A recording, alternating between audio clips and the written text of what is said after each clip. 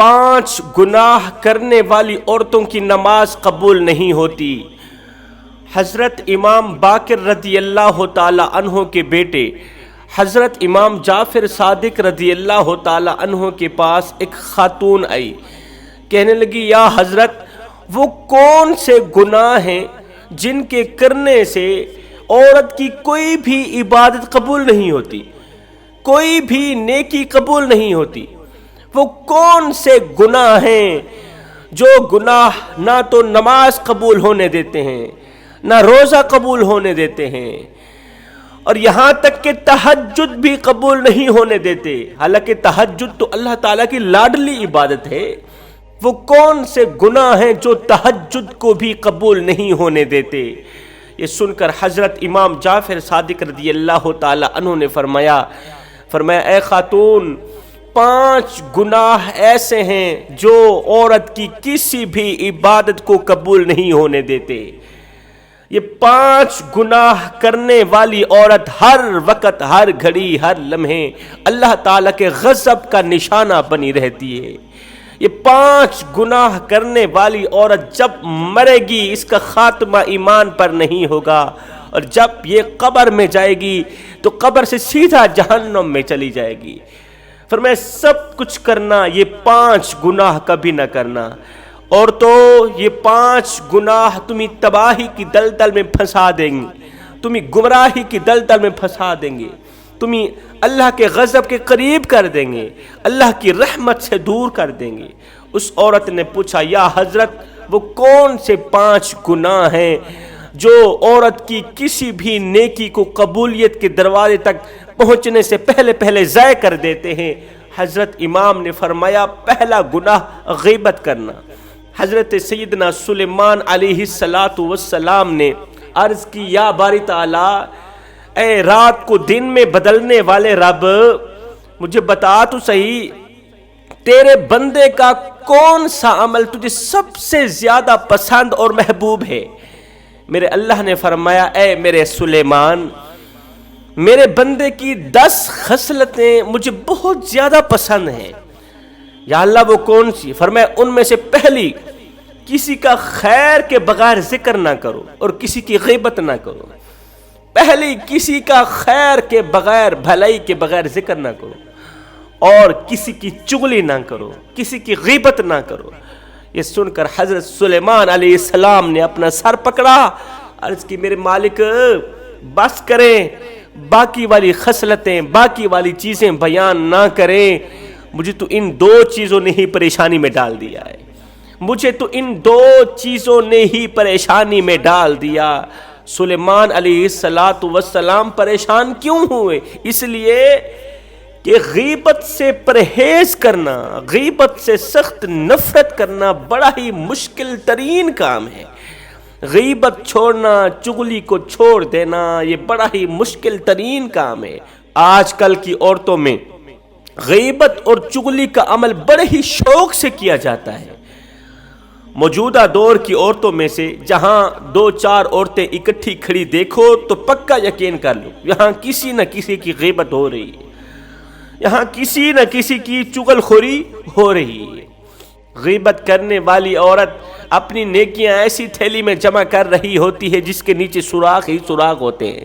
رسول اللہ صلی اللہ علیہ وسلم نے فرمایا جو شخص غیبت اور چغلی کے ذریعے 2 بھائیوں کو آپس میں لڑائے، 2 آدمیوں کو آپس میں دشمن بنا ڈالے غیبت اور چغلی کے ذریعے، فرمایا اس پر جہنم واجب ہو گئی، وہ جنت کی خوشبو تک نہیں سونگھ پائے گا۔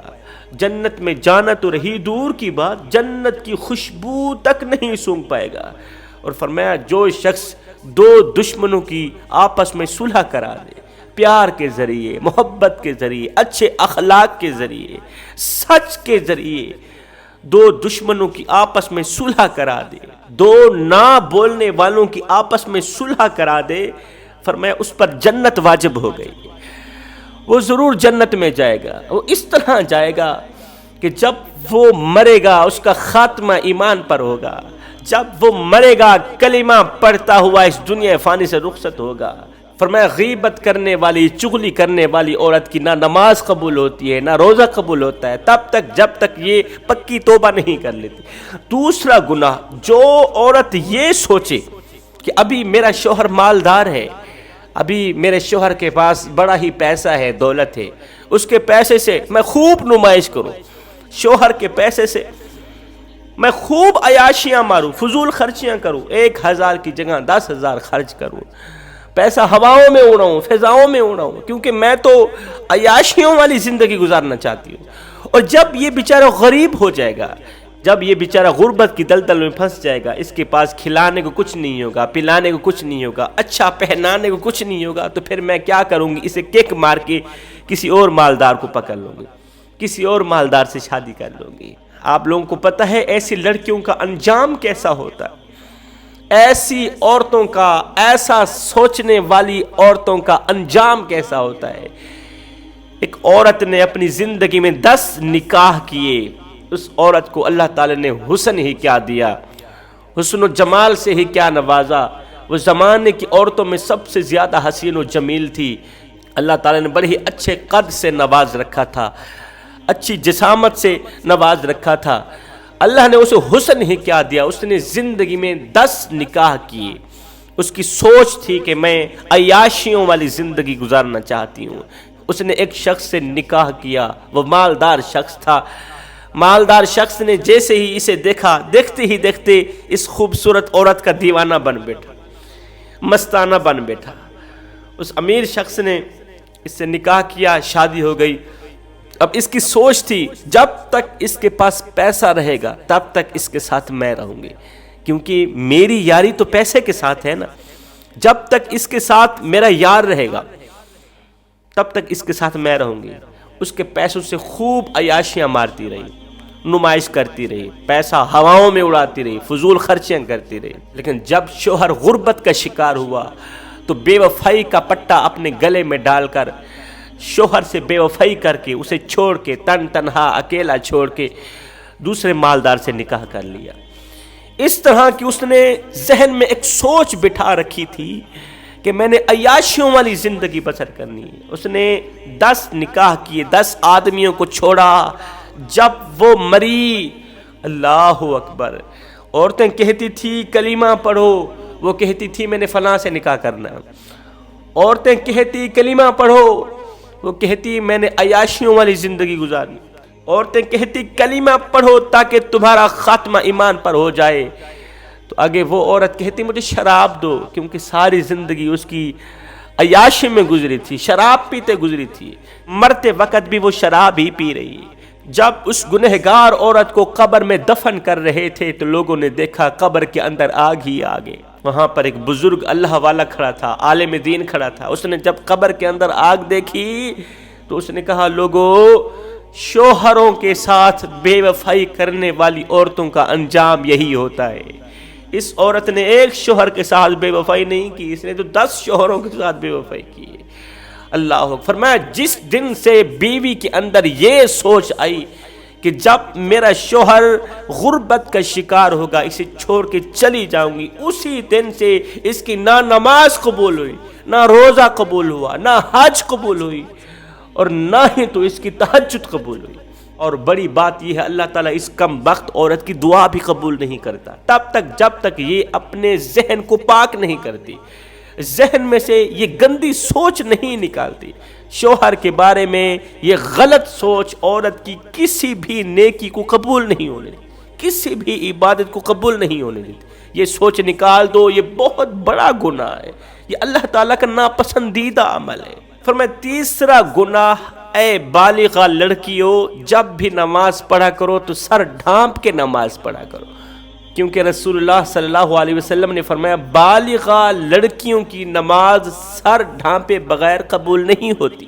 چوتھا گناہ، ایسی عورت جو اپنے شوہر کو ناراض کر کے پوری رات گزارتی ہے، رات کے دوسرے پہر اٹھ کے وہ نوافل پڑھتی ہے، یا فجر کی نماز سے پہلے وہ تہجد پڑھتی ہے، اس کی تہجد بھی قبول نہیں ہوتی اگر شوہر ناراض ہے تو، تب تک جب تک وہ اپنے شوہر کو راضی نہیں کر لیتی۔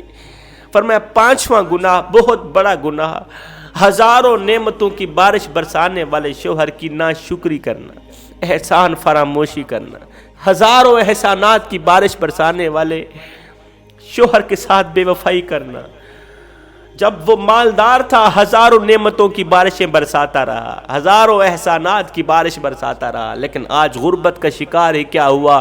وہی بیوی کہنے لگی کہ میں نے آپ میں کبھی کوئی بھلائی نہیں دیکھی۔ حضرت امام جعفر صادق رضی اللہ تعالی عنہ نے فرمایا یہ 5 گناہ ایسے ہیں جو عورت کو دنیا و آخرت میں تباہ و برباد کر دیتے، جو مرنے سے پہلے پہلے قبر کو جہنم کا گڑھا بنا دیتے ہیں، قبر کے اندر جہنم کی آگ بھڑکا دیتے ہیں۔ یہ 5 گناہ عورت کو اللہ کے غضب کا نشانہ بنا دیتے ہیں۔ یہ گناہ کرنے والی عورتوں سے میرا اللہ سخت نفرت کرتا ہے، فرشتے لعنت کرتے ہیں۔ اللہ تعالیٰ ان کی عمر میں سے برکت کو چھین لیتا ہے، ان کے رزق میں سے برکت اٹھا لیتا ہے۔ میں دعا کرتا ہوں اللہ تعالیٰ ہمیں اچھی نصیحتوں پر عمل کرنے کی توفیق عطا فرمائے۔ آمین ثم آمین، وما علینا الا البلاغ المبین۔